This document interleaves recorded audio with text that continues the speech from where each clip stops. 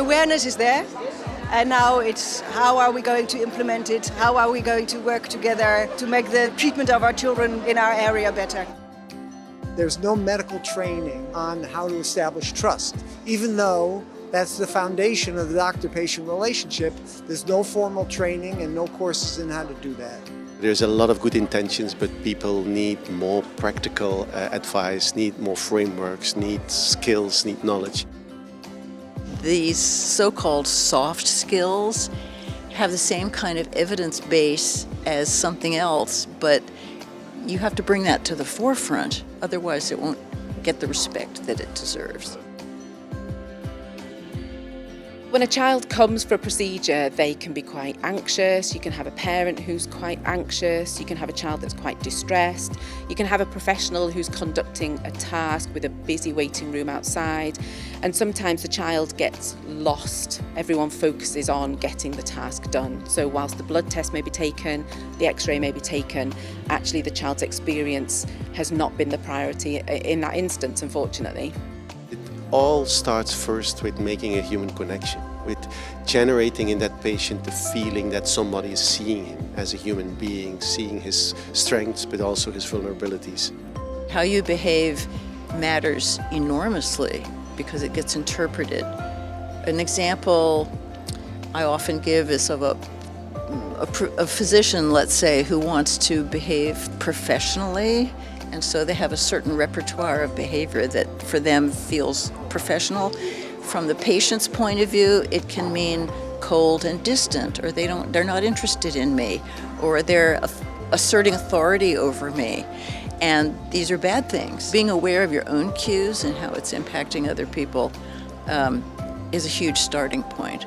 Anyone who works with patients for whatever reason, whether it's psychological or medical, has to have empathy. We will never be able to take anxiety and pain away completely because that's part of life.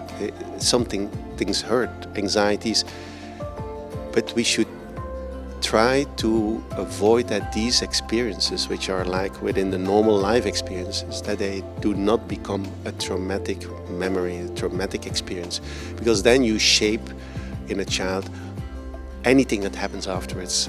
Any medical experience will be seen from that single experience. The importance is to bring people together who share the same values and want to enhance their ability to deliver optimal patient care to their children and their families. The other piece of it is to have an attitudinal change so that this is a priority, that is an important value. It's just important of doing a procedure, of healing a patient, is to be able to form a trusting relationship and to give them a positive experience in the medical setting. As an individual on your own, after this conference and you come in your own environment of working, you might have a lot of good intentions in your head, but very quickly your local setting of work will not be ready to follow you. You want to convince them, you want to force them to do it differently. But our way of working, the way people are trained, is not yet ready for that. There is an individual responsibility in the way that we need awareness, we need to understand, we need to advocate this towards our colleagues. We need to try it in our individual meetings with children, but at the same time it's a collective responsibility. We have to do that together at the different professions involved and together with the most important people involved being the child and the parent.